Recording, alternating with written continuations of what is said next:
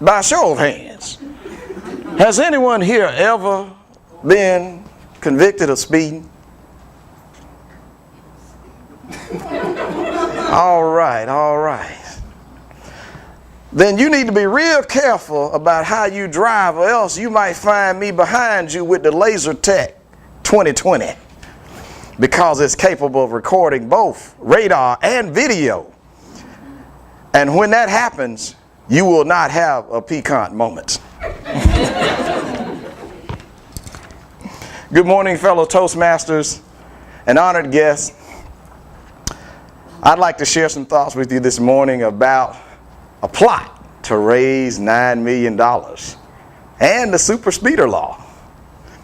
See, when I heard this, that there was going to be an attempt to raise $9 million based on having 50 unmarked police cars, and for everybody that speeds going over 5 miles an hour over the posted speed limit. And I looked at it and I said, come on with me now. So I decided to research this topic, seeing as how I have been guilty of driving more than 5 miles over the speed limit once or twice. Shh, don't tell nobody. That's as much as I'm going to confess to. But when I looked at the Georgia law, and I looked at the official code of Georgia in chapter 40, the motor vehicle law, 14-8, it says, whenever an officer is attempting to make a case based on any speed detection device, he shall not make the case unless the speed limit that is posted is exceeded by 10 miles per hour. And that is the general rule. 10 miles an hour over the posted speed limit. But there are some exceptions.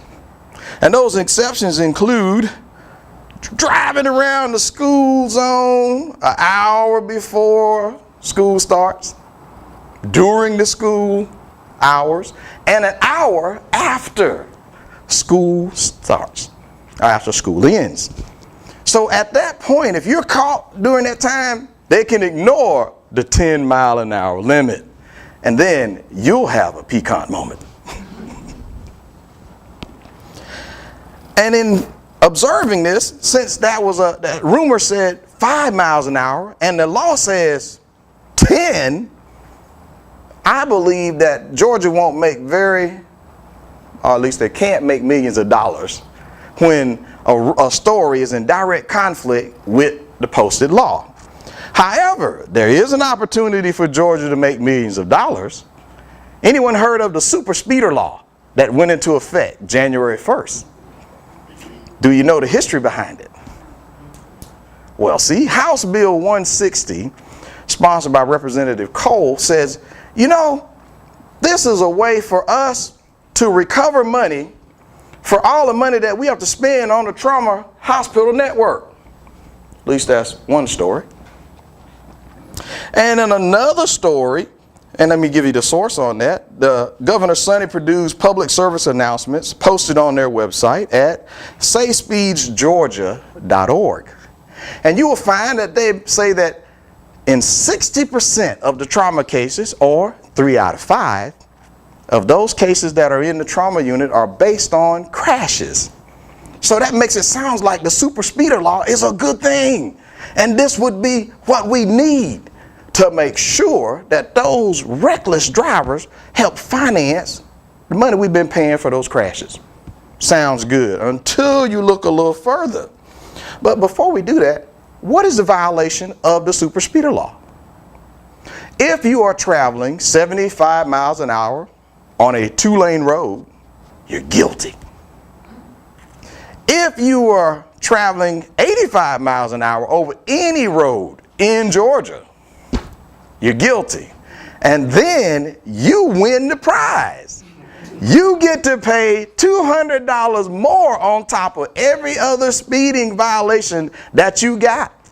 So if it's a county or a city officer that pulls you over, you get to pay $200 on top of that. And that's supposed to pay the hospital network. Sounds good, sounds good. However, Neil Bortz did an opinion paper in the Atlanta Journal-Constitution, and it was dated December 2009, and it says, this is really about turning the police officer into a tax collector.